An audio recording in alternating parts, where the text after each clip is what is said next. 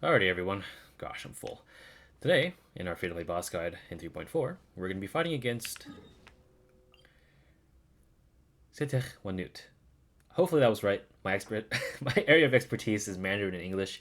My apologies if I said that incorrectly, but that is the best I can do. But yeah, that is the boss that we're going to be fighting today because Alhaitham is on banner and he requires this boss mat.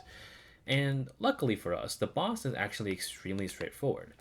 And of course, yet again in this game, for some reason, I don't know how many W's this girl can catch, but Amber is yet again one of the best units to bring for this boss. No cap. She can apply ranged Pyro, which is pretty much what you need, because in the boss guide the game gives you, you need something to shoot at the Anemo balls and make them go boom. And luckily for us, the best free-to-play unit that has ranged anything is Amber. So here we go. And she's also the best unit for Electro FIFINE as well. Yada yada yada. But of course, if you don't have anyone else, somehow you can probably use Aloy. You can use Diona. You can use Fischl. You can use Yelan or Yoimiya. I don't really care. As long as you don't bring Goro, you should be fine. Unless if you plan to use Ito on this boss. But yeah. Let's go with the builds real quick, because I changed them up a little bit since the last time we saw each other. We're going to be using the Harbinger of Dawn, not the Fast Ring Desire, because not everyone has it anymore, and this weapon is given to the OGs. So my apologies in the past, I'm just going to give myself a 3-star weapon. 2-piece Petra and Finale. Pretty simple loadout, they're not fully leveled either, as you can see. Amber is going to be using the same thing along with Sea Witch, and she's going to be using the Slingshot since it is a 3-star weapon. White Blind is going to be on Noelle along with 4-piece Husk, although, to be fair, Noelle and Xiangling are here for the double Geo and double Pyro bonus. And Ketane Cross Spear is going to be put on her just for the sake of putting stuff on her. So, yeah, main damage dealers are going to be, of course, Traveler and Amber. And I'm going to give myself some food because this is on my alt account where everything is underleveled. But yeah, let's go venture forth. Alright, so now that we're free falling towards God's green ass crack, let's... Alright, there we go. Alright, so if you time this right, just shoot it in its metaphorical face, and when it's about to fire projectiles at you, just run left. Surprisingly, it's easier for it to not hit you when you run to the left for some reason, so cheat code, I guess.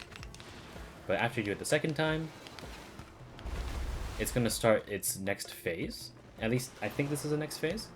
And it's going to come out of the floor really slowly at first. You can damage it if you want. But after this happens, get to the middle of the arena, and if you want, equip Noelle real quick. Because this move is going to hurt. As long as you stay behind it, though, you should be able to get out of it scot-free. But yeah, don't bank on it. So here, you can just do more damage to it, recharge your energy. It's actually not that difficult. Surprisingly, it doesn't hurt you. Alright, so when this happens, get ready for a beam that you have to dodge.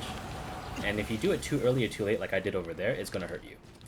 But if you manage to do it correctly, like this, then you'll be dodging pretty much all the damage. By the way, this doesn't hurt you. It's cute. Alright. This one, just run to the side real quick. Actually, not that difficult. I would say the hardest things to dodge this entire fight is pretty much the, whatchamacallit, the Toho simulator that you saw earlier and that side beam. But when this happens, bring out Amber real quick and start shooting these orbs. And once you do, it will bring it down and pretty much free reign.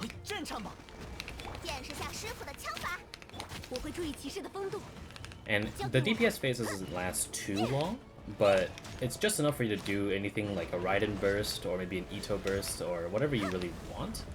And don't forget that this boss is not really invulnerable during a lot of times. Like here, notice it doesn't hurt me at all. So to speed up the fight, I'm just going to eat some food. To be quite honest with you, I'm kind of sick of this guy.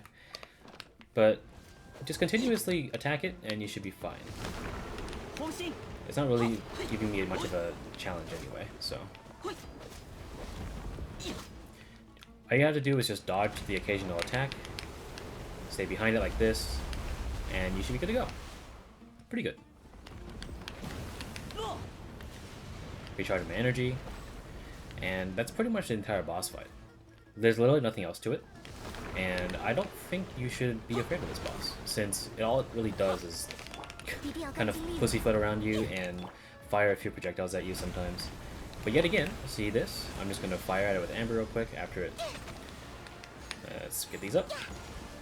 And boom, it's already down yet again.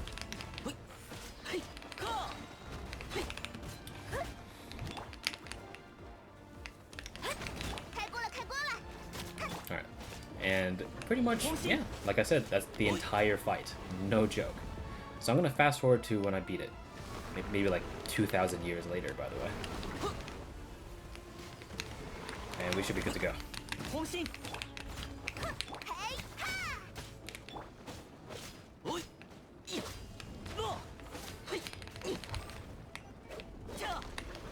And that's it.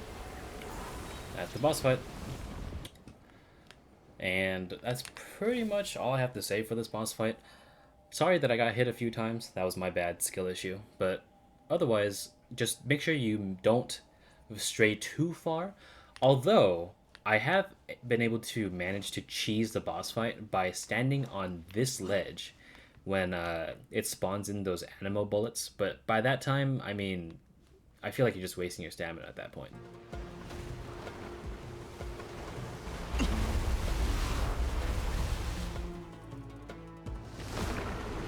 So just stay behind it because it won't be able to hit you, if you're able to, of course. And otherwise, that's all I really have for this boss fight. I think we're good. Good luck, have fun, and here's how I fight it with the characters that I usually use on this alt account.